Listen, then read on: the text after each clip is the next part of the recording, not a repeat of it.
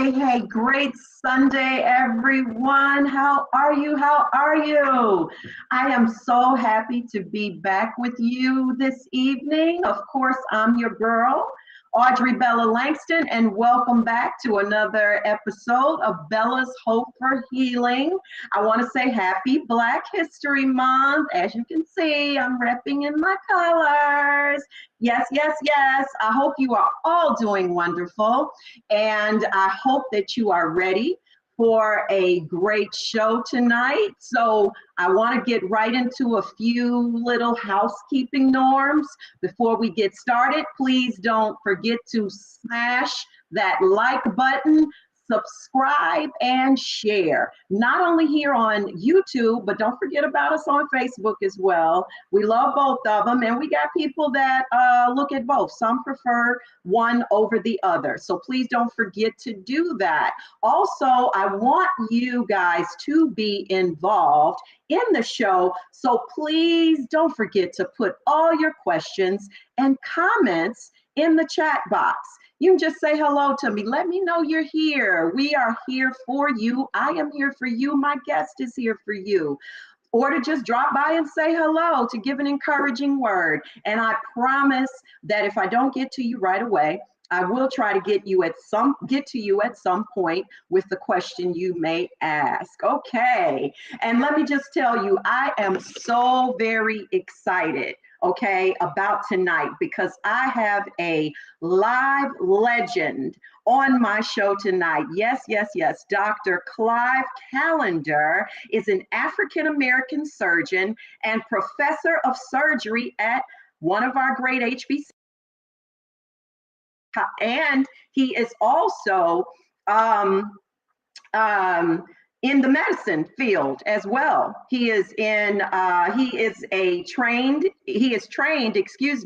in transplantation, and he also founded the Howard University Transplant Center in 1974. Think about what that means to transplantation back then.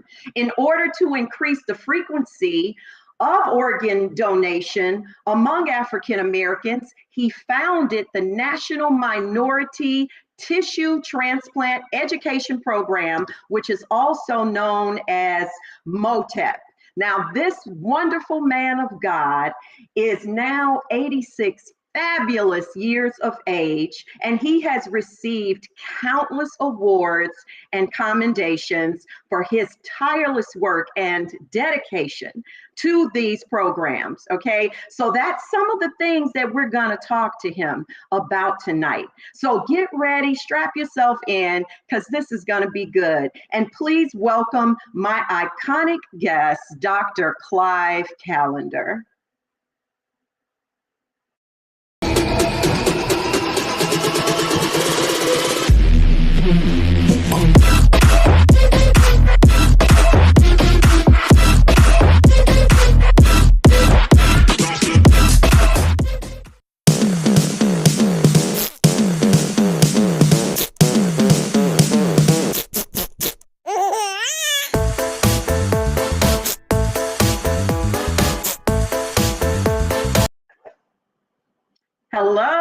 Dr. Calendar. How are Hi, how are you? you? Good. Doing Thank great, you thanks. so much for being here. I so am honored to have you on my show. I'm thrilled to be here to join you. Yes, yes, yes, especially on a Sunday and also in celebration of Black History Month. So I really thank you, and I am so looking forward to this interview. And so I'm going to go right in and start asking you a few questions. And I want to start by asking, would you tell us about what spearheaded your interest in the field of transplantation and how you came to be the founder of MOTEP? Well, it's an interesting question because uh, it all began for me, as far as I know, when I was about 7 years of age. Because when I was seven, I heard a sermon and I decided that I wanted to become a medical missionary. And so from that point on, I purposed to become a doctor. Now, there are a lot of things that happened on the way that made it a little exciting and interesting. For example, just to start at the very beginning, when I was born, actually, my mother died giving birth to me and my twin brother. She Wow. had two boys and two girls before, but the two boys died. And so she prayed to the Lord and asked that she could have two boys. Well, actually, her prayers were answered, but while they were answered, she also died while giving birth to myself and my twin brother. And as a consequence, we were actually brought up in a foster home because my dad was working in Boston. And so for the first few years, we were in a foster home. After that, uh, he married again, and my stepmother actually had us for a year or two, and then she had to be hospitalized because she became mentally ill. And then, so finally, we wound up at the age of four with my aunt, Ella Waterman. And she then raised us from that point until she died when I was 18. But in answer to your question, it was my quest and my desire to be a medical missionary that led me to uh, go to college. Uh, then, at the age of 15, I contracted pulmonary tuberculosis. And Mm. I was in the hospital for 18 long months. And actually, I had half of my right lung removed because of TB, which did not respond to treatment. And then after that, because I was in the hospital for 18 months, uh, I, I I actually had to do two very interesting things. I had a uncle who was a anesthesiologist and one who was a dermatologist, and they brought me the Merck manual, which is the doctor's Bible. And I read the Merck manual and the American College Dictionary from cover to cover. And while I was there, uh, I had to take the so-called intelligence quotient test. And the test determined that I had whatever it took to become successful, and that Mhm. there was nothing I couldn't do if I wanted to. So having tuberculosis, and at that time, it was 1951, I had tuberculosis, and it was not treatable at that time. They didn't have medications to cure it, and that was why I had to have my lung removed. But anyway, to uh, get out of that, I finally got out of the hospital, and I was arrested. It was arrested.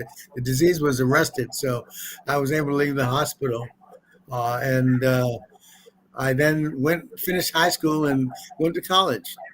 And while I was in college, I didn't do as well as I thought I should have. As a matter of fact, the first year in college at Hunter College in Brooklyn, and I'm sorry, in Manhattan, New York, I got a 2.5 out of four average for 4 years. The first year, I actually I had a less than 2.0 average. And my medical advisor said to me that there are many things you can do, Clive, but getting into medical school is not one of them. Mm. And so I recognized that she didn't understand that I served a God who, for whom there's nothing that's impossible. And so that was going to be my quest. And so I understood that she didn't know any better when she advised me that I couldn't make it. And so I therefore, uh, however, recognized that I was very immature. I didn't think that I needed to know English and history and all those subjects, which of course are vitally important. But when you're young and you're a teenager, you think you know everything and know almost nothing. And so I purposed to do better the second year. The second year, I did a little better, but I got an F in the course. And so it seemed as though she thought that she was right. I wouldn't become a doctor. But anyway, I persisted and met another professor who interested me in physiology. As a consequence, I spent the rest of my 4 years at Hunter College majoring in physiology and chemistry. And when I got to my senior year at Hunter College, which was predominantly a Jewish school at that time, I was one of maybe about 6 or 7 blacks in a school of about 1,000 students. And Wow. uh, it was hard to believe that at the end of 4 years, I had an average of 2.5 out of 4. And so nobody expected that I would get into medical school. Of course, I had my faith in God. So I Mhm. just knew that I was going to be a medical missionary in spite of what everybody else said.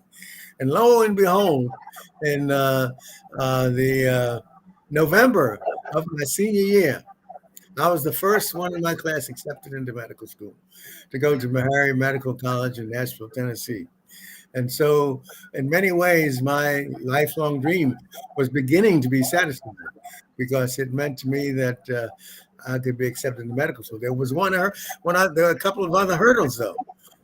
My father was a railroad chef, didn't make much money, so didn't have a way to pay for medical school. And so my twin brother and my sister and everybody with any sense said to me, "You'll never get to medical school. You don't have the funds." Of Mhm. course, I knew that I served a God who was greater than you can imagine, who controlled the universe. And so I knew that that was my destiny. And lo and behold, my church actually raised the funds so that I could actually go to medical school. And so uh, in 1959, I then went to Meharry Medical College and started my medical school there. Now, because of my poor record at Hunter College, after I finished my first year and made the dean's list, I went back to my professor, Johan, who had told me that I wouldn't make it as in medicine. And I went there to try to tell her of how the fact that I made the dean's list. I was so thrilled and excited to tell that story. But after sitting there for half an hour, I realized that she was not going to talk to me. And as I left, she said, "Clive, you're a liar. You didn't go to medical school. You didn't. Uh, you told people that you were going to medical school. That was a lie, and I don't ever want to see you again." And so Wow. I never saw her again, and I was very disappointed that that never happened. However, to make a long story short, at the end of 4 years, I finished as the number one medical student in the class, much to my amazement. And that meant that I would be able to finish my training and become the medical missionary that I always wanted to be. It turned out, though, that while I was doing my externships, I encountered a, uh, a patient who was bleeding and actually looked like he was going to die. But the surgeons came in, operated on him, saved his life, and discharged him. And as a consequence of that, I decided that although I wanted to be a medical missionary, I wanted to be a surgical medical missionary. And so with that, I changed my field from medicine to surgery, and did a surgical residency first at Harlem Hospital in New York City. And then I heard about the great surgeons at Howard University. And I then transferred to Howard University, where I spent the rest of my training as a surgeon. And it was there that I encountered a number of things. One of the things that I encountered that got me interested in surgery was I encountered a Dr. William Mattori, who was doing animal transplants. And we were doing animal transplants in the laboratory. But this did not deter me from my life's dream that I got at the age of 7. I wanted to be a medical missionary. And lo and behold, I encountered one of my medical students who was from Port Harcourt, Nigeria. And he identified for me that there was an opening in Nigeria. They needed surgeons desperately, and wondered if I would be interested. And lo and behold, the door opened, and myself and my wife, Fern, went to Port Harcourt, Nigeria, so I could have my life's dream come true as a medical missionary to Port Harcourt, Nigeria. And there I got the opportunity to be a surgeon in Africa, be that medical missionary that I dreamed about, and able to perform many operations, go into the bush and talk about my love for Jesus Christ, and how I felt that this was my life's dream to come true. And so for 9 months, I labored in Port Harcourt, Nigeria. And at the end of 9 months, I came home because I wanted to decide on where I was going to do medical missionary long term. However, when I got, and this I'm answering your question, when I got back, I had lost 50 pounds, and they did tests to find out why did you lose 50 pounds, and they could find no diseases, and so I decided, well, let me give it one more try. I recovered. Decided to go back to Africa for another 3 months. After 3 months, I lost 25 pounds and contracted malaria, and decided that my mission field wasn't going to be Africa after all.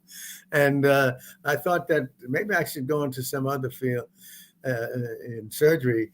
And around that time, there was this new field called transplantation. And because I thought surgery was exciting but not as challenging as I journeyed, and I thought this was a new field, and maybe I'd go into transplantation. So it wasn't that I knew a lot about transplantation.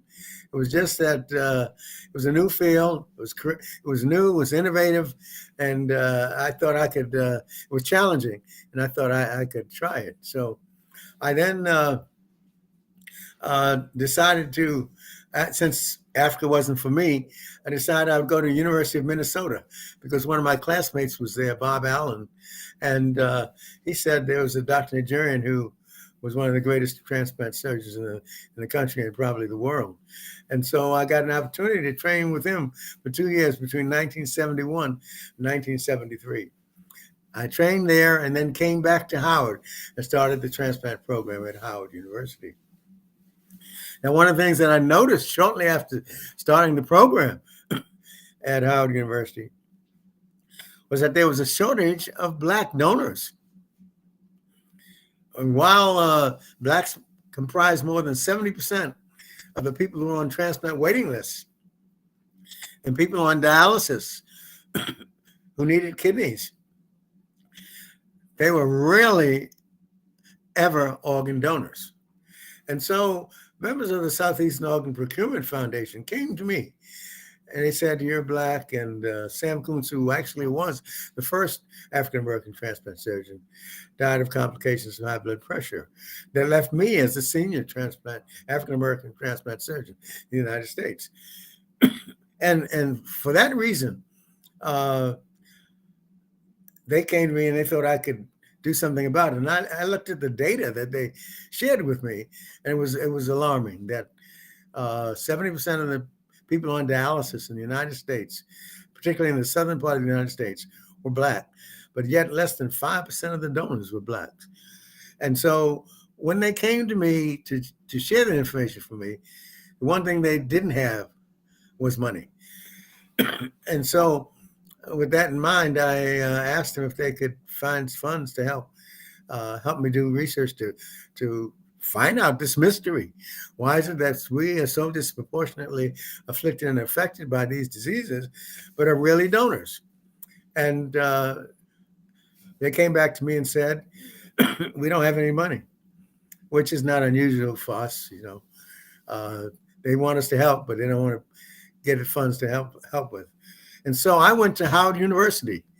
Dr. James Baton, an eminent psychologist, and myself went to Howard University and asked them to give us some funds so we could do research. And they gave us the tidy sum of $500. And with that small, tiny sum of $500, we're able to go into the District of Columbia and identify the 5 reasons why African Americans were reluctant to become donors. And the first one was the fact that they were not aware that we were disproportionately afflicted and affected by high blood pressure, by diabetes, and by obesity. And that we didn't know that we need more organs than any other ethnic group. We have 4 times the incidence of high blood pressure and diabetes. And those are the 2 commonest causes of kidney failure. And so with that in mind, we decided to go into the District of Columbia with $500, paying people $25 a piece to answer the question, why are Blacks not becoming donors? And out of that $500 in that study in 1978, we got the 5 answers that still remain to be the reasons why African Americans are reluctant to become donors. First, a lack of information. They didn't realize we need organs more than any other ethnic group. Second, religious myths and misperceptions, concerned that in that great getting up morning when you go to the pearly gates, you might need your heart, you might need your eyes to see your great grandmother and great grandfather and so forth. And forgetting that it isn't giving that you receive, it isn't pardoning you're pardoned. Is in dying that you're born to eternal life. Christ died and gave his life that we could have a second chance at life. So it is the right thing to do. But so that was the second obstacle, religious myths and misperceptions. The third had to do with the basic distrust of the healthcare providers, because the Tuskegee incident and many other instances like that existed, and therefore there was a great distrust of the healthcare profession. Fourth, there was a fear that if I sign a donor card and I go to the hospital, they might be more concerned with getting my organs and tissues than with saving my life. We then took steps to make sure that that was not the situation. And then finally, the 5th obstacle was racism. Now, when we did this study, not only did we find the reasons for African Americans being reluctant to become donors, but we found ways to overcome it. Listen to this. When I started the study, out of the 40 people, only 2 were willing to sign donor cards. At the end of the 2-hour sessions, all 40 of the 40 agreed to sign organ donor cards, which said to us that not only had we identified the obstacles, but we also had identified a solution. Because what we did was then we decided to start a DC organ donor program, which consisted of the same group that we had in our process, surgeon, donor, a recipient, and another healthcare provider, nurse. And so with that, we then started the DC organ donor program. Because of the success of the DC organ donor program, and you might add, well, why would you think that you could make a difference? To be frank with you, I didn't. But I just knew that with my religious background and as a surgeon, this was something I just had to do. You know, I'd been successful with impossible tasks before. I overcame tuberculosis had a lobectomy, was able to go to Africa to have my life dream come true.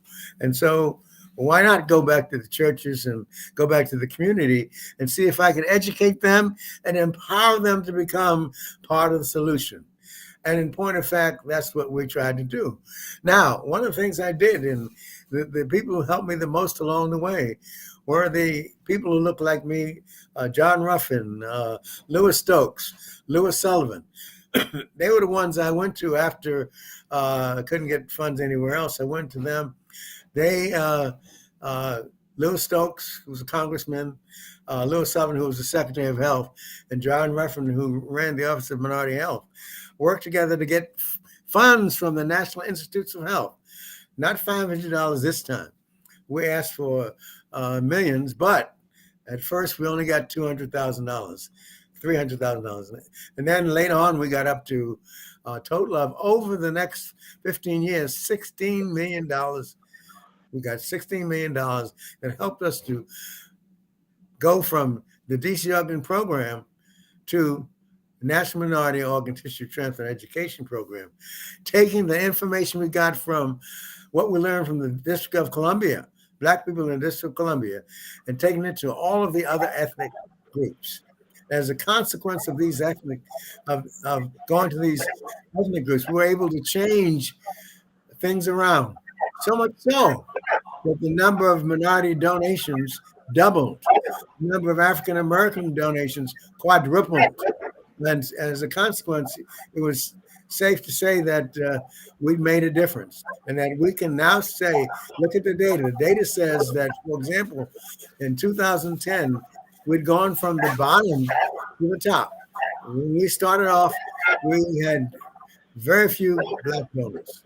But in 2010 and 2012, we had Black were the number one organ donors per million rate in the United States.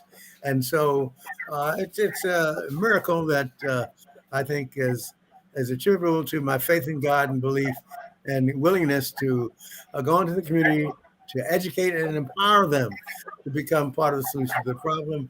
And that is exactly what happened. And because of the success in the Black community, we then took that to all the other ethnic groups and were successful in making a difference. So it's a long-winded answer to your short question, why I went into transplant surgery and how MOTEP was conceptualized and developed.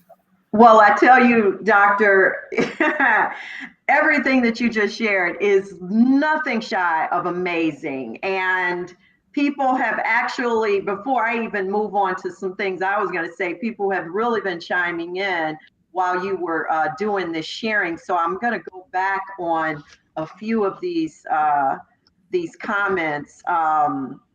Wow. Jared, you want to help me out? Put some more. And shout out to all my guests that just came in. I saw Steve Belcher. I saw Lisa G. Hey, you guys. I saw Jamila. Thank you all for joining. My guy, Philip, who hosts A Second Chance, he made some great comments. He wasn't going to miss the show when he found out you were on it. And who else did I see? I saw someone ask a question. Oh, I think that was Jared who asked if you were an identical twin, just out of curiosity. Yes, I am an identical twin. My twin brother, however, was a judge for many years in Brooklyn, New York. And it's interesting because while we're identical twins, he can't stand the sight of blood. So he went into the law field. But yes, he's That's 30 minutes cool. older than I am. Wow. And Jamila, can you put that one back up there, please, Jared? She said that when he throws that back up there, I just want to share her comment. It just goes to show you, no matter of your adversities that we face, you still can accomplish great things. And that was so true, because when you were sharing that part about how you were told you're never going to be able to be a doctor or whatever, get it out of your head. And I just thought that was so sad for an adult to say that to a kid. And it reminded me of that saying, let nobody tell you ever what you cannot do. And I gave the show the right name, Destined for Greatness, because that's exactly how you've lived your life, from the fact of everything you endured, going into foster care, and your illness with TB and a lung being removed. I mean, and yet you still persevered through it all because, yes, your belief in God and the fact that He had a plan for your life, as He does for all of us, in Jeremiah 29:11. And that was His plan to use you to do what you're doing now. So, oh, who is that? Yeah, of course, Jared has an identical twin brother, 7, 8 minutes apart. Yeah, Jeff, his brother. Yeah, and his brother's wife, which is, if I'm not mistaken, in Jared's testimony, as far as he has a podcast as well called The Warrior's Quest. His brother's wife ended up with kidney disease and needed a kidney, and so look at Jared as her brother-in-law, still putting the word out here on behalf of that. So that is just really a wonderful thing. So let me move on to my next. And I love you, even though it was lengthy, you actually touched on another question I had for you, and it was regarding, I had heard you speak before, it seemed like on the five, those five nuggets you gave about why people don't donate. Oh, she's from Ethiopia. Okay, yeah. And so I'm so glad you touched on that because that was going to be a question. But doctor, I was thinking about too how growing up, we are all taught by our parents to believe in what they believe, so to speak. You know what I mean? Because these are the things we hear, the conversations in the household, and when we're just kids listening to everything, that our parents are actually saying. So it doesn't always mean they're necessarily true. And so, when we grow into adults with those beliefs that have rather been instilled in us by our parents and kind of, in fact, even embolden us, do you have a technique per se for educating and encouraging, such as the millennial generation, on the importance of becoming not only, persevering through the fears of living donation, but even more so, we have this phobia even in relation to deceased donation. Do you have like some type of strategy that you use when you're educating about that you can share with us? Yeah, yeah. Well, I actually I'm a very simple person, and so my strategy is to just let people understand that what we're doing is for ourselves. The fact that we are so we have so much high blood pressure, we have so much Yeah. diabetes, we have so much obesity, we have so much substance abuse. Uh, Therefore, it is in our own best interest to help ourselves. So that's what it's interesting that I've had the opportunity to go into the communities and to educate and empower them. And what we do, we go to the community, we educate them. They then take the message themselves and make a difference. So we educate the community so the community can then go and take the message and share it and make a difference that must be made. So that it's a very simple, and everything that I've done has been very simple, and it all emanated from my faith in God, as you mentioned. Mhm. With Him, I believed I could not fail, and therefore I just continued to do whatever was the next step. And lo and behold, when I stepped out in faith, there was a platform for me to land on. And so, if you only believe in God, believe in yourself, there's no mountain you can't climb, and there's no impossible dream.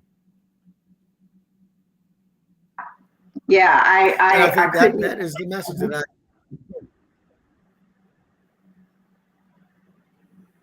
I'm sorry, doctor. It froze up And for a sometimes it second. Can you seems just? so simple. Mhm. Can you hear me? Okay. Yes, I hear you. Okay, okay. I'm sorry. I thought you froze up for a minute. And so more and more people are traveling outside the country for kidney transplants. I'm kind of hearing this more and more. And often it's said because it's cheaper. So I wanted to ask, what are your thoughts on this, and how safe do you feel that this is, especially in relation to once they return to the States, any potential problems as a result of the transplants? Because I also hear unfortunate things, how things aren't, situations, circumstances aren't always as clean there. Now, I do hear a lot of that also in relation to plastic surgeries. However, I hear some of these things as well in relation to kidney transplants in particular. So, what are your thoughts on that? Well, I don't think it makes much sense because it's cheaper to get it transplants here. But here's what the problem is. The problem is that it's not always easy to get donors. We have over 100,000 people waiting for organs. And Yeah. we did the most transplants we've ever done last year, and that was 40,000. So we have about 17 to 20 people dying every day because of the shortage of donors. So the reason they will go elsewhere is not because of the price, but because of the fact that there's a shortage of organs. And so that is the number one problem in transplantation, the shortage of donors. Hmm. But for 97%, 95% of the people, uh, insurance will cover transplants. So it's generally not the price of it that gets you, because most of the population has insurance. They have Medicare or Hmm. Medicaid. Hmm. But they go out of the country because of the lack of organs, and they might be able to buy and sell organs other places, which is unwise and unhealthy. But some people will do that. But it's not Hmm. because it's cheaper there. Just it's just that you may find more donors there. Hmm. Hmm. And sometimes I often wonder. I know different hospitals do things rather in a different way. However, our strategies here are pretty much the same as far as the protocol with regard to transplantation, especially in relation to deceased donation. That's what I'm an organizer with Lifelink of Florida as well. And so this is one of my, the things I do with Lifelink. I go out and I talk to people at various events to try to get, deceased organ donor signers on their driver's licenses and things as such. And of course, as you shared earlier, there's definitely always the myths and misconceptions. Um, but what I do explain to them is that there is a protocol for these things, and it's very strict here. Now, I don't know about that outside of the United States, of course, but I do know what goes on here, having been in this arena so long. So why do you feel, I know you shared some myths and misconceptions about their distrust and their hesitation under the five facts that you gave with regard to transplantation. Do you also feel that is also, those facts are also pretty much pertaining to the COVID vaccine as well? And do you feel that it could be to some extent due to possibly what I would probably call it is systemic racism? Yeah, I think it's all based on systemic racism, and I think our predilection to hypertension and diabetes, a lot of that is, some of it is genetic. We have found that there is a genetic predisposition that actually there's some genes that we got from Africa that helped knock out uh, sleeping sickness. But that same gene that helped knock out sleeping sickness increased our likelihood of getting kidney disease. And so Mhm. while that is true as well. I noticed that you said Amy Brown is from Ethiopia. I also, when I left Port Harcourt, I went to Dembidolo, uh, Ethiopia, and also to uh, parts of Ethiopia because I thought that's where I was going to do my next medical missionary assignment. So Amy Brown, I spent some time in Ethiopia as well. Met Haile Selassie, who long before your time, but and others.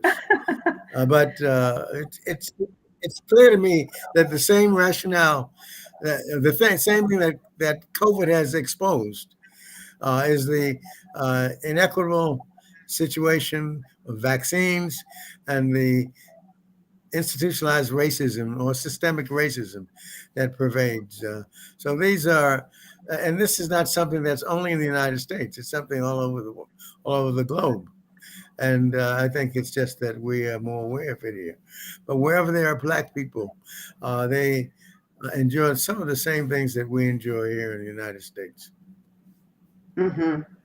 Mm-hmm. Definitely, definitely. And of course, and that was just obviously, yes, my question in relation to, um, people of African American, people of color, but this uncomfortability and the disparities with regard to the vaccine, that's pretty much with many people, which is, in my opinion, why this thing still keeps spreading. But I know myself as a soon to be in about 3 weeks, 17-year kidney recipient. I'm not saying everything was a comfortability with me regarding the vaccine, because I was very uncomfortable about the fact that in the beginning, when all this began and when the vaccine came into play, of which I had the Pfizer, no one, not even my nephrologist, or I'm on a co-chair on the board, transplant board over at Tampa General Hospital, which, as I'm sure know, Dr. TGH is about number 3 in the nation for transplantation. And I'm in these meetings. No one could tell me, well, how is this really going to benefit us as transplant recipients? Because the way I saw it was, we already have this compromised and very suppressed immune system due to our immunosuppressants. So if this vaccine is supposed to boost our immune system, in my mind, I'm thinking that's like two entities fighting against each other. You can't force the immune system of a suppressed person to increase if we are taking medication to suppress it. And I just kind of I was going to ask you to give me your thoughts on that, if you have any, or if my analyzation of that, makes any sense. Well, it's pretty clear now. At first we didn't know, but now we know that transplant patients need the vaccine more than any other group for the very reason that you mentioned, because of the fact, as you pointed out, you're taking medications to knock out the immune system. But in order to overcome COVID, you need to have an immune system that is capable of fighting off the virus. And in order to do so, you need protection, whether it's the sensitized cells or the antibodies. You need to have them, and it's clear now that transplant patients need more vaccinations than anybody else. So that while most people may need 2 or 3 injections, it may well be that the transplant people may need 4. And it depends, and so that they've done a number of studies specifically on transplant patients, and they've identified that for some they respond well, but for many they need to have more booster shots than others, and so it can be that for certain people who are immunosuppressed, you need to have a 4th shot. So that, and nobody needs it more than the cancer patient and the immunized and the immunocompromised patient who's had a transplant. And that, I'm assuming, is that based on the fact, because one thing I forgot to add when I was making my statement about that is because of the fact that, in fact, what I've been seeing being in the meetings is that the unfortunate factor is that many transplant recipients are not building the antibodies in the way that other, people are who obviously are not immunocompromised. Now, when I took my doctor had me take it, I had built antibodies from mine, and I've had all 3 shots. So, can you, elaborate on that a little bit? Yeah, and it's just that they've done studies to show that some people will need a fourth shot, Hmm. and that the people who are immunocompromised the most are the people who need the more vaccines. And as these, a lot of people forget that the Spanish flu, as they call it, in 1918, 100 years ago, we're still taking flu shots today because the virus has variations every year. And so the same thing is likely to happen with COVID. And it may well be that we will have to take boosters every 6 months or every year. It may well be. But if that's the price we have to pay to stay out of the hospital and to keep That's from right. dying, that's the price that we should be willing to pay. Yeah, yeah, And I think and that it's one of the things that's important is for the Black community, as well as all communities, to recognize that the purpose of the vaccine is to keep you from dying from COVID and keep you from right. having to go to the hospital. And so, therefore, the vaccine has been a success. It's just something that fighting off the viruses that are trying to destroy us is something that we have to be continually aware of. Absolutely. Absolutely. That's the key factor right there. It was never said. I had to reiterate that in a different meeting that someone was who was kind of against it was saying that about her brother, and how he said, oh, you guys got the vaccine and you still got COVID. And I said, well, wait a second. COVID, the vaccination, it was never said that you would not still get COVID. What it says is that the probability of you ending up pretty much in a deathly ill state and possibly on a ventilator was much less possibly likely than being in that situation, which is definitely not a situation that anyone wants to be in. That's not good. So so I agree with you totally. And that's why I said, even in spite of how I may have felt in the beginning, I knew that, and not only myself, but you guys out there as well, who are especially recipients, we are in a much more sensitive situation in life. And we have had some recipients in the hospital sick who were stricken with COVID. And thank God most of them survived, but they were very, very, very sick. So, Doc, let's talk a bit about now some prevention, because this is a very, very important topic, for everyone to work on. It's important to me that what there should really be a focus of, and part of why I do what I do with this, which I know is what God wanted me to do, is talk about decreasing the need for organ transplants through prevention. That's really the key to me. And so let's talk about that. Can you share your thoughts on things that can be done in the Yeah. prevention category? Yeah. As a matter of fact, in 2001, we started a campaign of love yourself, take care of yourself, Hmm. because we recognize that there are two problems. One is we have more kidney disease and more end stage renal disease than anybody else. And so we need to prevent the need in the first place.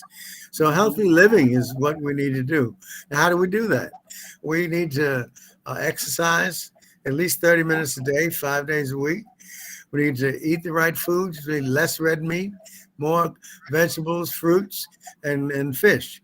And I think that going to the doctor after the age of 12 becomes important because our Black children get more hypertension than anybody else, and they start at the Hmm. age 12. And so going to the doctor, get your blood pressure checked, finding out what your cholesterol level is. Uh, so an ounce of prevention is worth a pound of cure. And so we bridge both of them, because when we go to the community, we talk about developing healthy lifestyles being as important as donating, because we want to, uh, for example, if you get a donor, you want somebody who has good organs, and so one of the ways to do that is to exercise and meditate. Sometimes we talk about exercise, we forget that as much as you exercise, you should meditate. You should do both about the same That's amount right. of time, because your body, soul, health, body, soul, and mind, all of it together makes you a healthy person.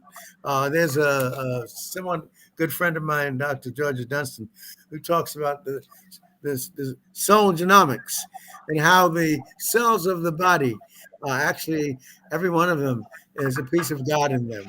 And that piece is spoken to by meditation, and then actually communicating with the creator of the earth. And so it's important for us to uh, meditate, to exercise, and to eat nutritional foods. The plant-based uh, is good for you, healthy, eating healthy food, avoiding alcohol and substance abusers uh, equally. And then, of course, one of the things that we tend not to talk about in our community is obesity, because that's another cause of uh, kidney failure. Mhm. Mhm. Absolutely. Yeah. Eating less processed foods, Jamila said. So true. And as you said, Doc, when you talked about, so that's true too. Red meat is not good for you. I know when I got diagnosed, I stopped eating red meat and never went back. So that's been about 19 years ago. And I've always tried to tell people, and you can confirm this if it's true, that things like even dark sodas are not good for you, and too much fried food. These are all things that can really take a toll on our bodies and digestive systems. Is that correct too? That's correct. That's absolutely correct. And uh, there's no question that uh, the things that we love the most often, Right. sugar and fried foods, as you mentioned, are things that Hmm. hurt us more than anything else. And your readership, people are talking about all the right things. Yeah, yeah, Talking, yeah. spending That's a time with personal one them. of my good friends. She's a vegan, and They're she's a all vegan eating cook. less. Yeah. They understand. Oh They've yeah. got it Oh right. yeah. They've got it right. Yeah, yeah, that's my girl. That's who prepares my vegan meals for me when I go home to Chicago when I go visit. So yeah, she definitely Yes, yes. knows what she's talking about with that. And But we know, I'm sorry. Go ahead. Go I ahead, was going to Doc. say that there's been studies that demonstrate that more than 25% of the American population doesn't exercise, and Hmm. exercise is the key to aging. Uh, Yes. I've been blessed. I have a wife who's uh, cooked me healthy food. Part of the reason God's blessed me to allowed me to live to be 85. Hmm. But I think that meditation, exercise, and fruits and vegetables, Hmm. and also uh, trying to keep your weight down if you can, and Yeah. then also get your yearly checkup to see what is your cholesterol level, and men, what is your PSA, what is your blood sugar. These are things that we all should know about, because we're Hmm. talking about healthy lifestyles, and that makes a Hmm. big difference. Absolutely. And I'm glad you mentioned about our men, because I like to always like hammer that in, like with my brothers, and making sure my son, adult son, and he's good about that. He's a little over 40, but it's Then so get the important colonoscopy after 45. after 45. Okay, I got to make sure Yeah, I tell him that. colonoscopy, Yeah. because yeah, that catches those cancers early and prevents them Hmm. than tumors from becoming cancers. So that, Yeah. yeah.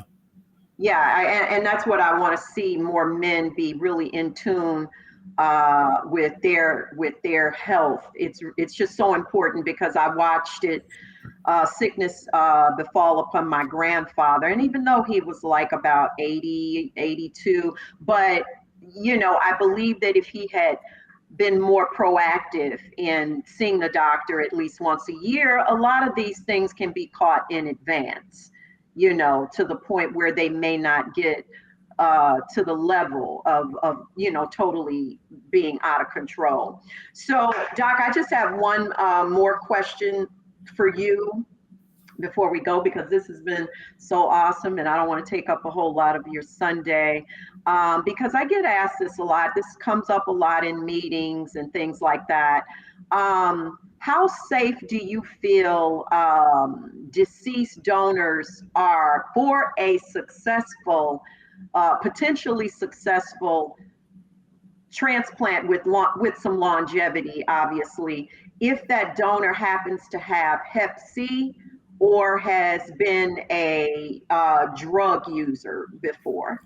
Well, one of the great advances, I think 2 years ago, they got the Nobel Prize for developing the medication that cures hepatitis C.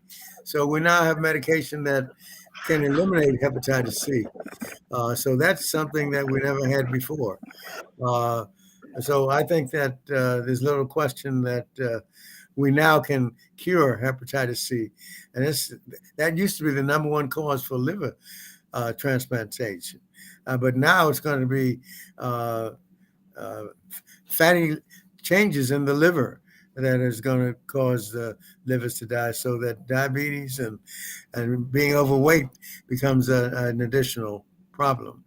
I know you'd mentioned earlier about living donation, and I think that's one of the things that I think we should emphasize, the fact that when you can, uh, we need to have more African Americans who are living donors. Uh, Mm-hmm. Yep. Over the last 5 years, the number of African Americans who are living donors has dropped considerably. And Yeah. in order to get a transplant, if you get on a deceased donor list, you have to wait 5 years sometimes. Right. Whereas if you have a living donor, you can get a donor within 6 months. Also, the success rate with living donors is uh, 10 to 20% higher than it is with deceased donors. So it's something that we as a community have not done as often as we should have. It's food for thought that living donation is something that we need to become more comfortable with. Mm-hmm. Mm-hmm. Absolutely. Yeah. Yeah. Lisa G said she heard once, you take the once you take the booster shot, you will always need it, like a That's diabetic correct. needs the shot.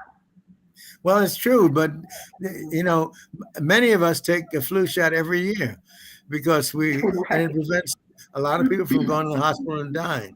So, with the same thing with COVID, it's going to be just the flu is a virus, just like COVID is a virus.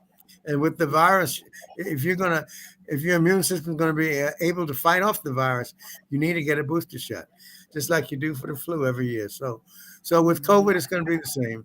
Probably Yeah. every 6 months to a year, you need a shot. But that's the nature of surviving in the era of viruses. Mm-hmm. Mm-hmm. Yeah. Amen. I agree, Doc. Hey, Yolanda, Yogi. Hey, she said, great show. Thanks for joining us. So, my last question, Doc, actually is going to be something I often ask of any professionals that I have on the show. What would be your greatest advice for a person that is waiting on their transplant, and while they're waiting, and many are on dialysis? I know for me, and I've shared this before, I think the success of most things, no matter what it is, no matter what type of decisions you're trying to make, and especially when I was going through my illness, was about my state of mind, because the mind is so powerful. And to me, the most important thing you can do is to stay positive and optimistic about it. What are your thoughts on, on that, and what you would say to encourage I couldn't agree someone more. waiting? Mhm. I couldn't Excuse me. agree. I couldn't agree more. And I think what has made my life possible is my faith in God and belief and positive perspective. Because uh, if you believe, you can do it. If you doubt and if you think negative all the time, you can't do it. So, thinking positively and believing in God and having faith in God has been the key to my success, along with a wife of 53 years who's spoiled me ad nauseum. But anyway, uh, I think that uh, there's very little you can't do if you believe in yourself and you believe in God. Amen. Yeah, that's right, Jared. Faith is very important. Wow, wow, wow. Well, this has been so awesome, Doc. I just really want to thank you for being on the show and just all this plethora of great information that you have given us to to take with us, and just the encouragement, and just your story in itself is a true testimony to greatness, like I said. And just encourage, it can be so encouraging for other young African American men that may possibly be experiencing some of the things you've experienced, as far as not being encouraged in the right way. And God knows the children need that. So I just really commend you for what you're doing. I saw you had so many awards, Doc. Oh my God. Dr. Calendar has so many awards. You would have to go on the internet to really look and see. I would have had to take up literally at least 15 minutes of the show to go through all his commendations and acknowledgments. And I just am so honored to have been able to meet you. And if there's another award ceremony or any kind of conference, please let me know, because I will fly down to DC to come and be a part of that. But I do want to leave Well, you with one thing. you're very I'm kind. sorry.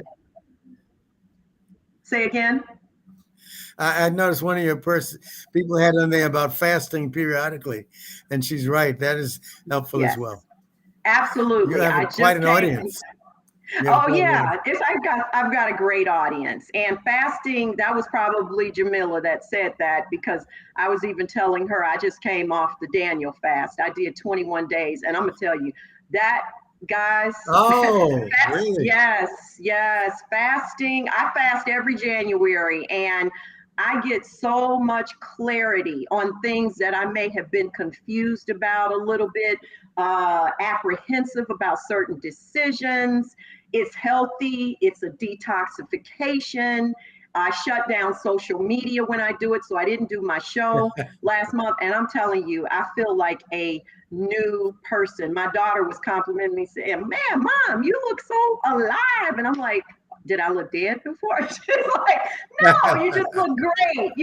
And so, yeah, and I lost about 8 pounds on that fast too, because I work out and stuff too. So it was really, really a blessing to do that fast. So I encourage anybody. I mean, that's a little intense. You do have to be kind of used to it, but you can do it. I'm not saying you can't do it. You can do it.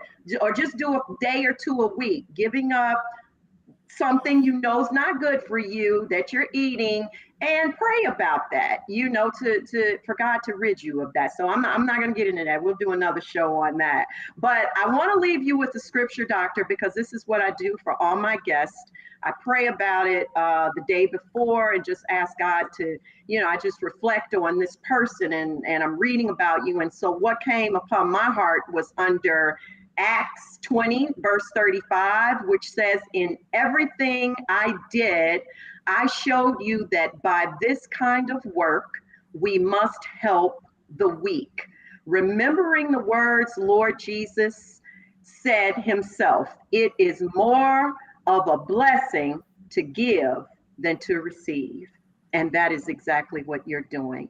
You are shepherding the weak, the sick, and you are being a blessing to so many. And that is why I believe God blessed you in abundance and will continue to bless you. Look at you, you're 86 and you look amazing. So thank Thank you. you. Thank you God for the bless you. opportunity. And thank you for such a wonderful audience that is so on target. So on target. Thank you, doctor. Thank you, thank you, thank you. Well, you and your wife have a wonderful night, and I got my eyes on you and everything you're doing. So thank you so much, and I'll see you next time. Okay? Okay, goodbye. Bye. Bye. Bye. Wow. Okay. Is he sweet or what? I mean, guys, just man, all he went through, and even and that just goes to show you can't judge a book by the cover. Now, you would think a man that has that type of greatness, you would never think he was 2.0 GPA. I mean, you would think that person just excelled in their like entire life of school, and that just goes to show how that's not always true. And many great people were very bad students in school, actually, many of them. Einstein, I mean, the list just is really broad. But when God has a plan for you and, for your life, okay, which he does, he's got a plan for all of our lives. It's going to be executed, okay? So I encourage everyone to continue to walk in your gift because we all have one. Focus on your gift, not anybody else's gifts. Okay, their gifts are not your gifts, and that's okay. Your gift might be behind the scenes or whatever, but it's important for you to just hone in on what God has for you. And the only way that you're going to be able to successfully do that, you got to have a prayer life with him, and he's going to reveal that to you. Okay, please, I want you to do that. That's really important. You don't want to spend the rest of your life and get down the line wishing that you had done things differently. Okay, so thank you guys so much. I am actually going to get off here, run my little dog outside real quick because I'm going right back into co-hosting a show with my friend Phil and Tafaro Cook on A Second Chance, which is going to be airing at 8 p.m. Eastern Standard. But I'm hoping that you guys enjoyed this show. Thank you for all my guests who were chiming in. Man, I appreciate you guys. Please don't forget, thanks to my producer, Jared, behind the scenes.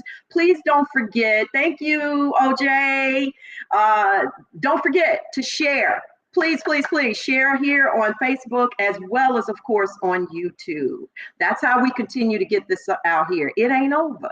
We still got a lot of work to do. Remember, Jesus loves you, so do I, and there ain't nothing in the world that you can do about it. I'll see you next time. Have a great night. Bye, and protect yourself.